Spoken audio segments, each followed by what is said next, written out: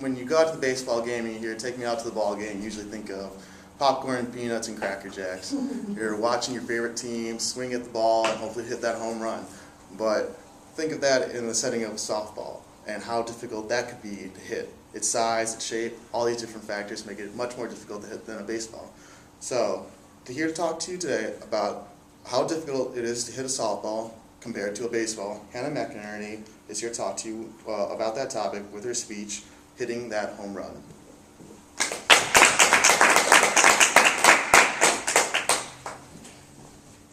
Okay, so first of all, here's a question for all you baseball or softball fans. What does Cat Osterman and Clayton Kershaw have in common? Does anybody know?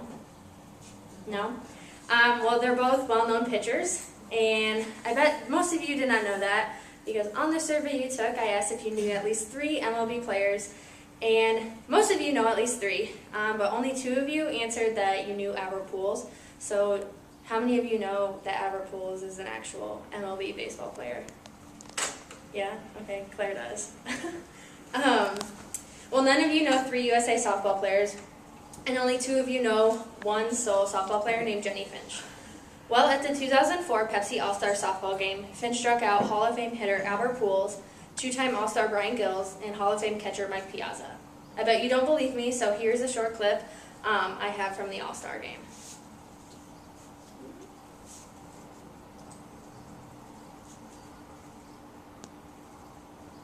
Seasons.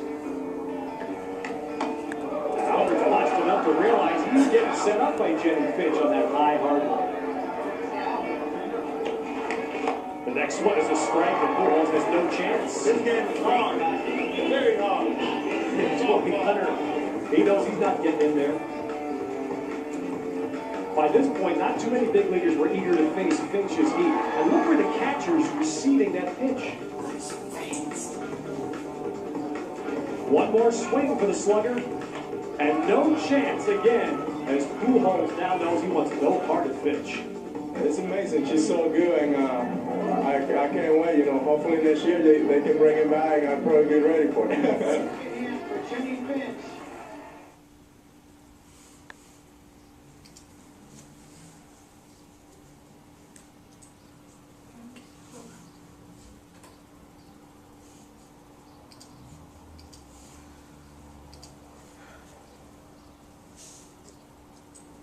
Okay, so Dr. Alan Nathan, professor of physics at University of Illinois, says that pitching in baseball and softball on a physics point of view differs only in details. There has been an ongoing discussion in the baseball or softball world that it is harder to hit a softball than it is to hit a baseball. So for you to understand the difference between pitches, I will explain 3 main reasons why hitting a softball pitch is more difficult than hitting a baseball pitch. You can remember by thinking of the letter ADS, which stands for arc, distance, and speed. Clint Myers played baseball for 19 years and is now the head softball coach for Arizona State University. He says that the rise ball might be the biggest difference between the sports, making softball harder to hit. I can attest to this since I have been playing softball for 15 years. Hitting a rise ball is every softball player's challenge. So for those of you who have played softball in the past, agree with me that hitting a rise ball is the hardest thing to do in softball. Baseball pitchers are at a disadvantage, though, since they do not have a rise ball, but they have many other quality pitches, which Michael McGarry, writer for Press of Atlantic City, says in his article titled, "Softball's Rise Pitch, Tough to Throw, Even Tougher to Hit," that rise is one of the most effective but toughest pitches to hit in softball. For a rise ball to happen, the pitcher must exert a tremendous amount of backspin, so it can rise above the batter's eyes. For the batter to be able to hit the rise ball, they must keep their hands above the ball at all times and make contact with the ball before it breaks. So when it's coming in, you want to hit it before it rises. The arc of the baseball is easier for a batter to hit because of the downward motion it travels and reaches the plate, whereas the softball's upward motion makes it much harder to hit than a baseball. So here I actually have a short snippet from the ESPN Sports Science about how the arc contributes to the ball being pitched. The baseball's falling high to low path makes a last instant swing adjustment easier. Because of gravity, a batter can quickly drop his hands and hit a descending ball. For softball, the low to high trajectory makes adjustment difficult. It's much harder for a batter to raise his hands than it is to drop them, making a rising softball pitch a unique challenge.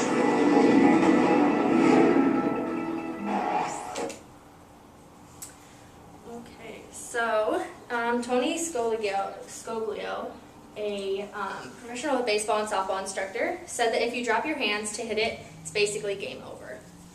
When I mentioned earlier about how Jenny Finch struck out Brian Gills, he was interviewed after saying that it was the fastest game he has ever seen. And in the Major League All-Star game, Barry Bonds, which I know all of you have heard of, challenged Jenny Finch, saying that he would hit her pitches. He even said that she should bring a protective net to protect herself from his massive hits. Bonds said that they would even televise it on national television because he wanted the world to see him hitting off national USA softball player Jenny Finch.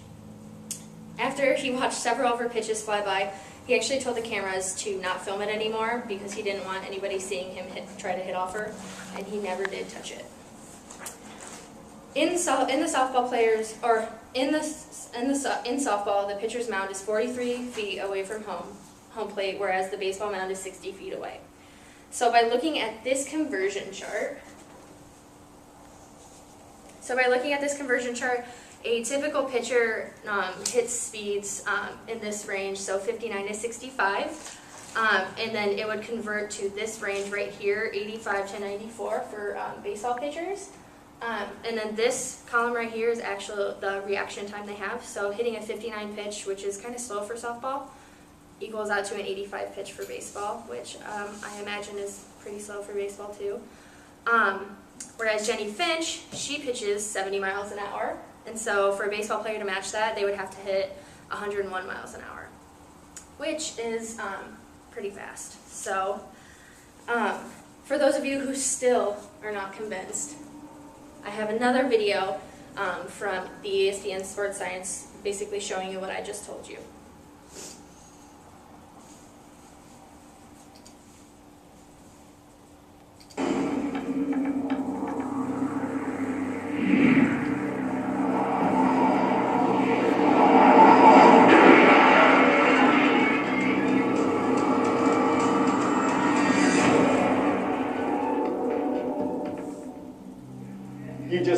You just broke it. Look. Coming in, they told me that I was going to throw in some scientific gear, and my goal was to come in here and break it. And that's what we did. Jorgensen's missiles generated an impressive 2,411 pounds of force. Jenny's first pitch broke the machine. We're going to give round one to Jenny. Okay, so at the end of this sports science episode, the scientists behind this, based off of 3 experiments, they decided that it is indeed harder to hit a softball than it is to hit a baseball. And so today, I actually did explain and showed you why it is more difficult to hit a softball than a baseball. The arc of the baseball is easier to hit due to the downward angle, and the distance and speed of softball makes hitters' reaction time less than a baseball pitcher's. So, the next time you get up against a pitcher in the St. Ambrose Intramural Softball League, keep what I have said with you, and you will be hitting them.